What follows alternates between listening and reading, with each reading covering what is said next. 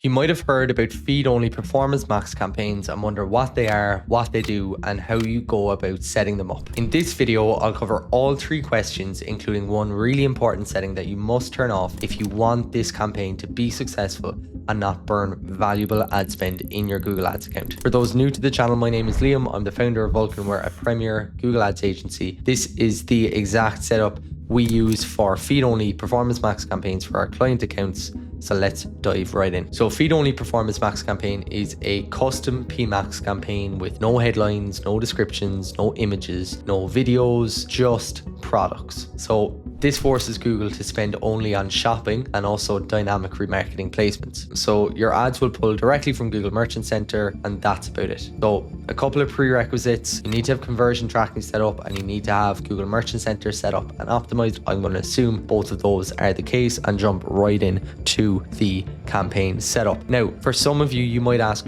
why are you running feed-only PMax campaigns instead of standard shopping? Generally speaking, the only indication to run feed-only is if you want to target warmer traffic. So if you want more of a remarketing element to the campaign, then you would opt for feed-only as opposed to standard shopping. And then the other question people might have is, why would you run a feed-only performance max campaign instead of a full build campaign? And the answer to that is pretty simple. If you don't want to run search or YouTube or discover placements, well, then you don't really want to be running a full build PMax, in which case you might opt for a feed-only performance max campaign. So setting it up is pretty straightforward. Inside in Google Ads, we're going to go to new campaign. We're going to click sales as our objective, purchase as our conversion goal. We're going to click on PMax here. We're going to select a Merchant Center account that's linked, and I will just jump right through. So all the settings are going to be the same as if you were setting up a normal performance max campaign here. So bidding, you can opt for maximize conversion value or target ROAS bidding. Campaign settings, you're going to select your country.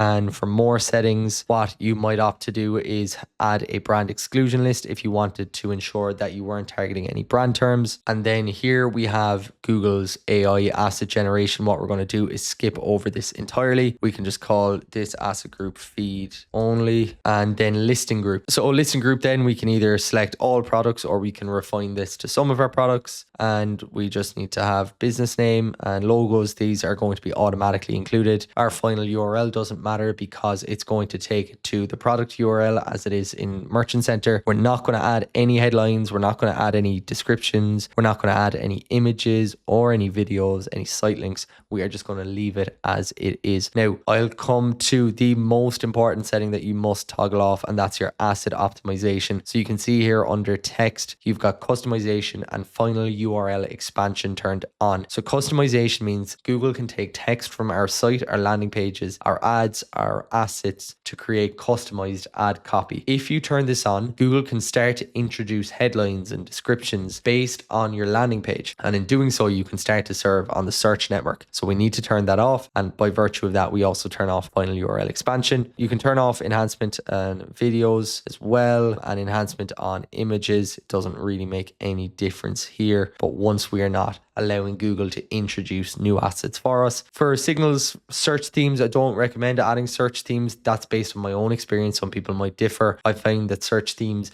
promote more search network usage. Again, once we set this up fine, it shouldn't be an issue. But generally speaking, sometimes I'll layer in an audience signal of first party data in my customer list, but quite often I'll leave it blank. I'll just click next, set our average daily budget, and then our campaign is ready to publish. So sometimes what can happen is that you set up a performance max campaign, but it doesn't actually let you set up a feed only campaign. It encourages you and actually forces you to add assets. So in that instance, my recommendation is to go ahead and just add some placeholder assets and then pause that asset group in PMax and set up a new asset group from there. Quite often, it's much easier thereafter to actually just set up a new asset group. Once again, we can go in and just call this feed only. Go ahead and click all products. And I'm going to skip that. Again, I'm going to skip everything here, click on save. And now I have my feed only, and I can just go to listing groups and I can see that all products is showing here. So that's the alternative way of getting it set up. Now, if you want to double check that your performance max campaign is spending on either shopping or dynamic remarketing, with time, you'll see channel performance, and you can actually begin to see that the vast majority is coming through